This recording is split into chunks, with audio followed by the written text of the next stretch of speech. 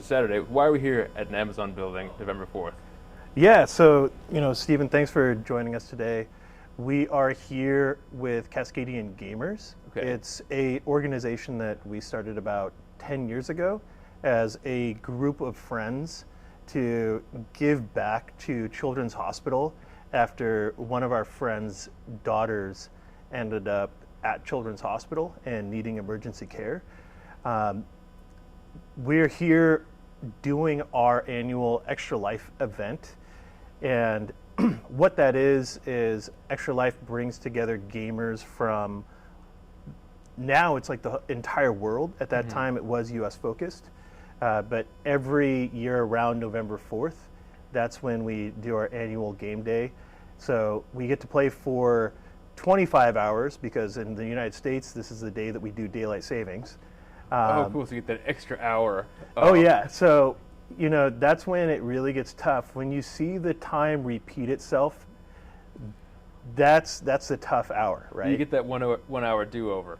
Exactly. So it happens at 2 a.m., but it's always that first weekend in November. And then a little bit just about like Cascadian Gamers. So again, this is our 10th year, and so far we have raised $500,000 for children's hospitals throughout the Pacific Northwest. We are a bunch of soccer nerds, was where this originally kind of came from. We have people from Seattle, so they're Sounders fans. We have people from Vancouver, they're Whitecaps fans, and then we have folks from Portland who are Timbers FC fans. And then we all just put aside the rivalry and then come together as one, kind of form like Voltron for soccer, and then focus on raising money for the kids. So for Seattle, that goes to Seattle Children's, and then for Vancouver, that goes to Vancouver Children's, and then in Portland, I think it was St. Jude's, Okay. but that just rebranded, so now it's Portland Children's Hospital. So take us back to how it all got started. So what was the impetus for starting this event? Yeah, so like when our friend's daughter got sick, right, she ended up at the Seattle Children's Hospital, and then a bunch of our friends were like, how do we then not just like support them, but then support other children and other families that are in need? And then I actually came on board 7 years ago with the birth of my son. He was born at Swedish Ballard, and then immediately had to go into the NICU, which was a crazy experience because like he was born at 40 weeks and 4 days. So when you're in there, you're seeing a bunch of different children that are born at different week thresholds.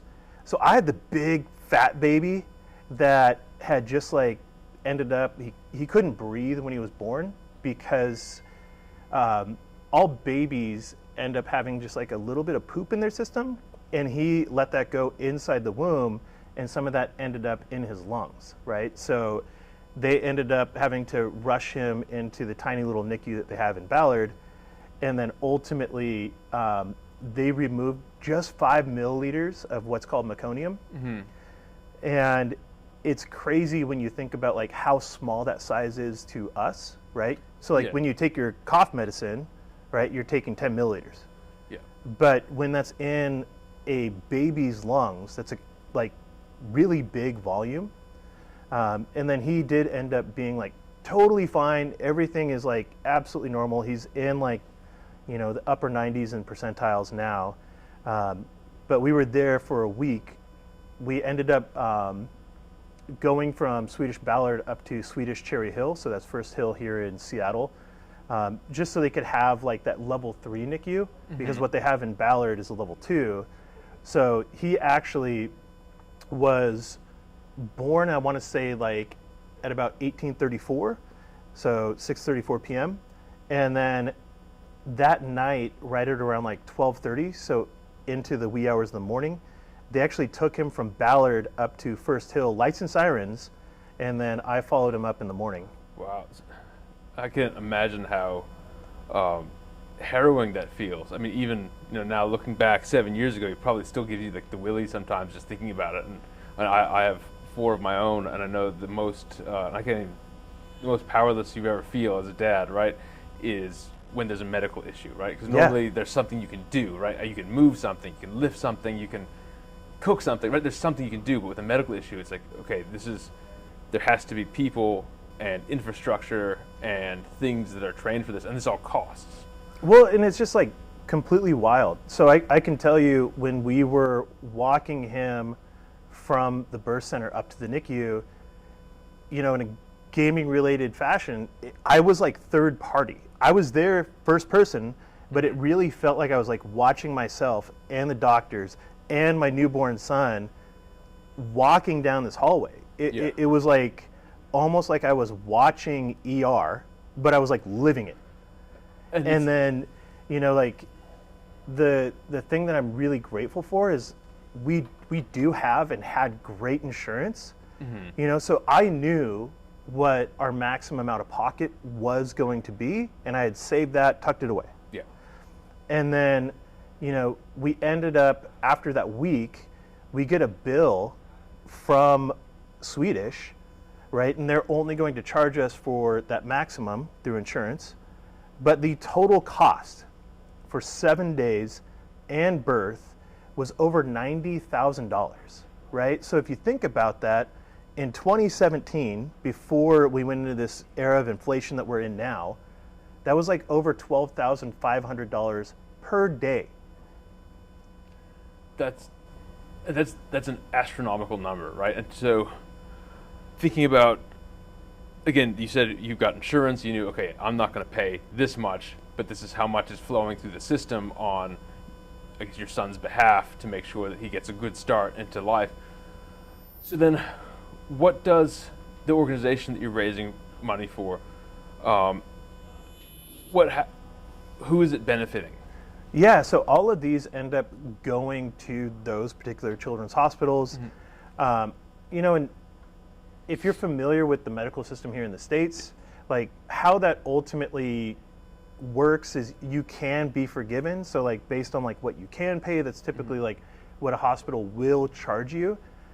But my why beyond just like going through this with my son is I don't want people to be at that stage in life where you're having your child, like whether that be 1, whether that be N, right? It doesn't matter. And then have to make a financial decision at the same time. Because like those two should be separate. Yeah. And so, the fact that we can like give back and give some to that foundation, and then that can be distributed however that may work, it's why we do it. Well, that's phenomenal. Okay, so this is 10 years on, started with your friend 10 years ago. You jumped in around 7 years ago. How many people are here today? We have about 14 here with us on site today. Some are here, some are showing up a little bit later. And then I would say like the entire team's roster that are playing today, here and remote, is 30. Okay, so people are playing online, and then you are streaming as well. So the individuals are doing their own streams? Exactly. So every gamer, except for myself, because I've been having technical difficulties just updating things. And because I'm borrowing your monitor. Yeah, that aside.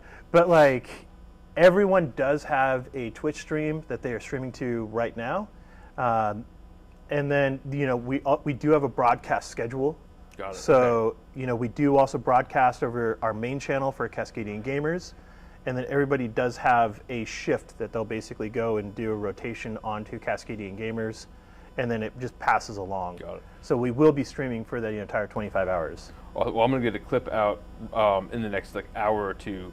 Promote Cascadian gamers. We're going to put that up, the Twitch link, Cascadian gamers. Let's get that out there. And anyone can donate? Anyone can donate. The other thing that we do encourage folks to do is, if you do have a company match, please apply for that, because again, that all the money, 100%, we have no overhead. We're even buying our own food. I do want to say a huge thank you to Amazon for hosting us here for the event today.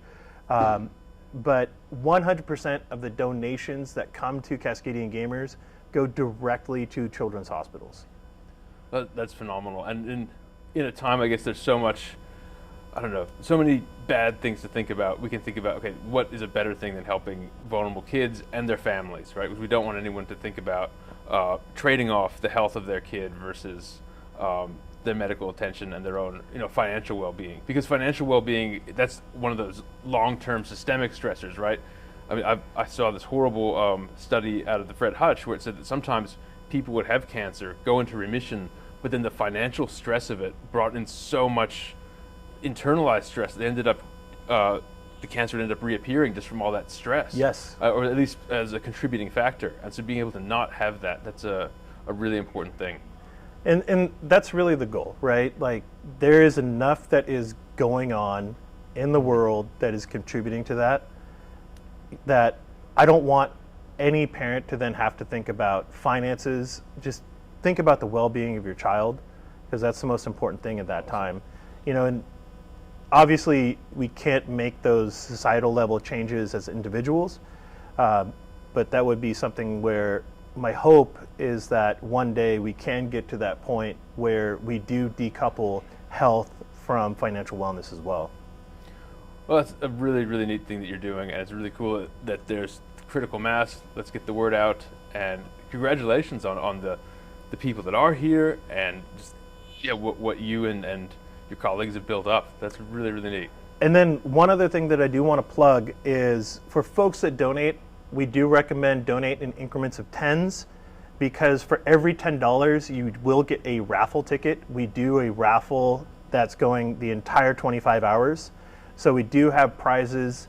You're more than welcome to donate anonymously. I'm not saying that folks shouldn't do that, but definitely if you want to win one of our prizes, we have, I think, 4 different PS5s that are out there, including the new one that's got the AR goggles with it. We have 3 different Xbox Series X's. We have Switches, even down to like one of our friends is doing like custom wizard wands for folks. Oh, cool. And then we do also have 2 pounds of bacon for those that are into it, that are that one of our friends makes. They smoke it and then they'll send it to you. So. Oh wow, that sounds really nice. Yeah. Great. Well, let's get the word out. And again, this is really cool. Thank you for letting me witness this and just being a part of it in a small way. Yeah. I again, really appreciate it, Keith. Thank you so much for being here, and hopefully we can make a difference for these kids and their families. All right. Thanks. Cheers.